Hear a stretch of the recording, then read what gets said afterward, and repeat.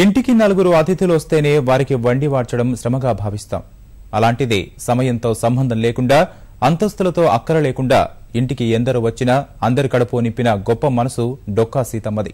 అందుకే ఆమె గతించి 100 ఏళ్లు దాటిపోయినా ఇప్పటికీ గోదావరి జిల్లాల్లో డొక్కా సీతమ్మ పేరు చెప్పగానే 2 చేతులెత్తి నమస్కరిస్తారు. తన నిరతానదానంతో బ్రిటిష్ పాలకుల మనసు గెలుచుకుని అందరికీ అమ్మగా నిలిచిన డొక్కా సీతమ్మ దాతృత్వంపై ప్రత్యేక కథనం.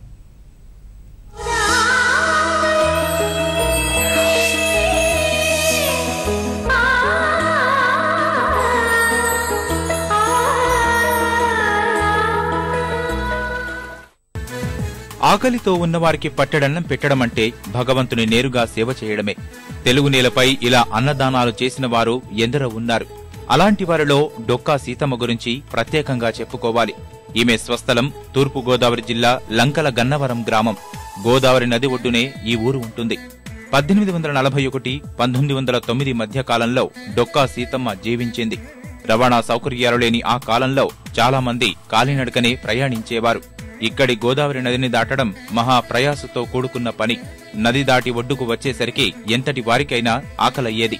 అలాంటి వారికి ఇంటికి పిలిచి అన్నం పెట్టిన దొడ్డ మనసు డొక్కా సీతమ్మది.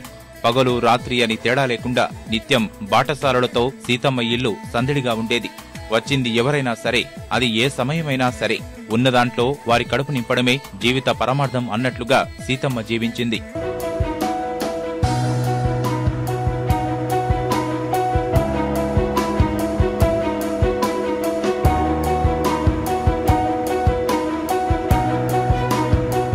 ఆ రోజుల్లో దుబ్బుల బాడవలు, డొంకలు, రేవులు, ప్రయాణం చాలా భయానకంగా ఉండేది. ఆ రోజుల్లో లంకల గన్నవరంలో భోజనం చేస్తే కానీ కోటీశ్వరులు కూడా ఇటు అటు వెళ్ళలేని పరిస్థితి. మహారాజులు, జమీందారులు సత్రాలు కట్టించినా వాటిలో ఉద్యోగస్తుల చేతులు నడిపేవారు. కుల వర్గ వివక్ష ఉండేటువంటిది, సమయాలు ఉండేటువంటివి.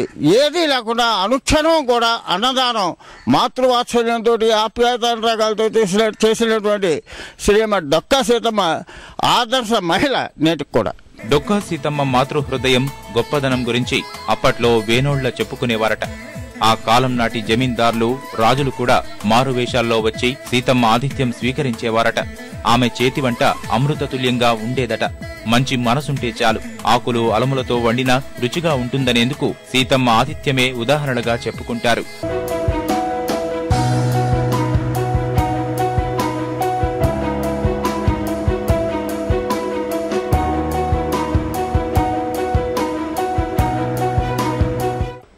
వచ్చి అంటే మధ్యాహ్నం అనమాట వచ్చారటండి. అన్నీ అయిపోయాయి, బోనాలన్నీ అయిపోయాయంటే అప్పుడు ఏం చేయాలి, రండి నైనా కూర్చొని అని చెప్పి గవబా పెరట్లోకి వెళ్ళి ఇంత గడ్డి కోసుకొచ్చి ఆ గడ్డి పచ్చడి చేసి అన్నం పెట్టించండి ఆవిడ.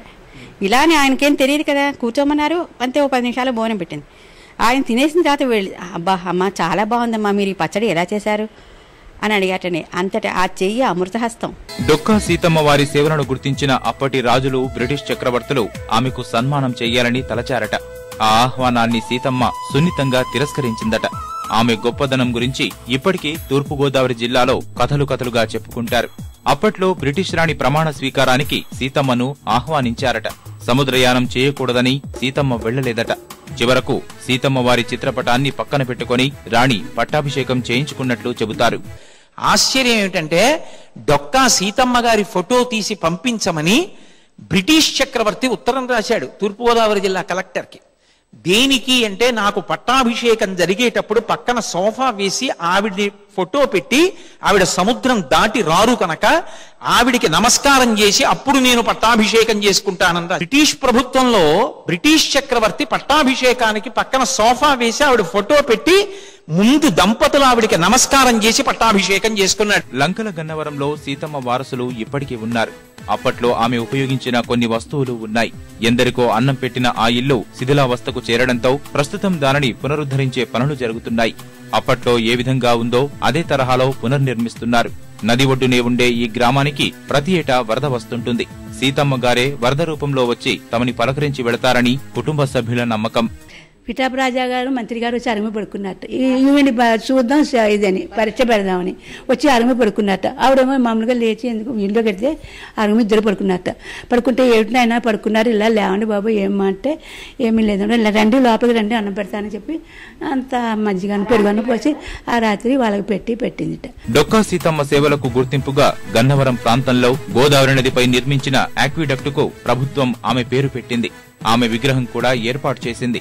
స్మారకాలు, విగ్రహాలతో సంబంధం లేకుండా సీతమ్మ మాత్రం ఇక్కడి ప్రజల మనసుల్లో గుర్తుండిపోయింది. గోదావరి జిల్లాల్లో జరిగే సాంస్కృతిక కార్యక్రమాల్లో ఇప్పటికీ డొక్కా సీతమ్మపై రూపొందించిన నాటకం ప్రదర్శిస్తుంటారు.